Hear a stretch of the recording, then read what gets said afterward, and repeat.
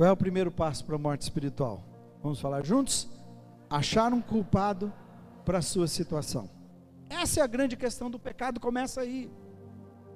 E gente, posso dizer para vocês, se eu não conseguir passar com as pessoas desse nível, a gente não vai chegar em lugar nenhum. Por quê? Fulano é culpado, nosso casamento chegou nessa situação por causa dele. Não, o casamento chegou foi por causa de você. Olha o que você faz. Nós ficamos bons em achar alguém culpado menos que a gente. Mas quando nós entramos nessa de achar um culpado para a nossa situação, então nós ficamos brincando de esconde-esconde. E nós sabotamos toda a possibilidade de transformação, de mudança na situação. O segundo passo para a morte espiritual, vamos falar juntos? O segundo passo é brincar com o perigo. Então, quando eu estou falando desse ponto, o perigo e o cuidado que você precisa tomar é que nós precisamos identificar os pontos fracos da vida. Nós precisamos olhar para dentro do nosso coração, pedir que Deus revele quais são os pontos cegos, quais são os pontos falhos da nossa vida. Você deveria fazer as perguntas para você, pelo menos duas sinceras. Que desejos no meu coração não estão alinhados com o seu coração, Deus? Que desejos em meu coração são perigosos para a minha vida espiritual? Mostra para mim, Senhor, se eu não estou vendo. Terceiro passo para a morte espiritual. Vamos falar juntos? Ceder à tentação. Eu estou seguindo uma sequência. Isso aqui é ao contrário daquela pessoa que falou assim: eu estava indo na minha vida, quando menos percebi eu caí. Mentira. Mentira. A palavra aqui está sendo usada, e o que nesse texto todo está falando de nascimento de uma criança, está falando de gestação. Todo o processo até nascer uma criança, essa é a ideia. Então você não pode dizer: eu não sei o que houve, apareceu um dia, tinha 9 meses e a criança nasceu. Ceder à tentação agora é consumar o ato no processo. Consumar o ato.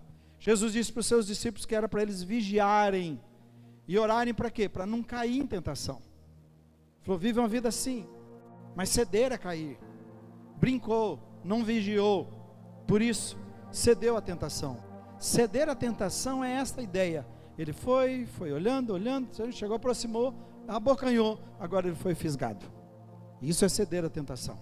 Agora, uma coisa interessante de ser fisgado, pensa o seguinte, que agora você permanece na água, é peixe, está na água, seu lugar, mas agora você está com um anzol na boca e uma força te puxando de onde você está, uma força te controlando. Isso é ceder à tentação agora.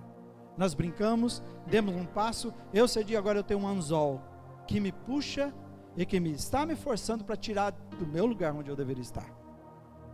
Mas eu caí, e eu deixei, então estou sendo arrastado agora.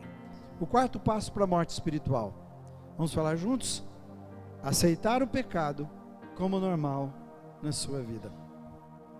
Sabe aquela luta pessoal que você tem? E não importa qual é a área?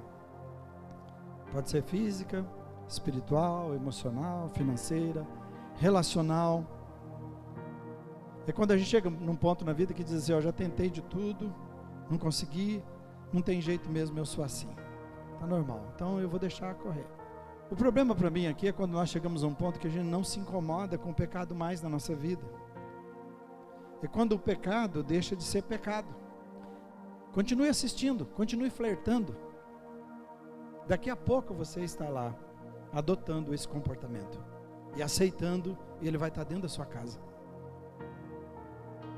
A gente tem que desligar, mudar, tirar, escolher outro. Quando o pecado se torna normal, quando o anormal se torna normal na nossa vida. O quinto e último passo para a morte espiritual, vamos falar juntos, é afastar-se de Deus.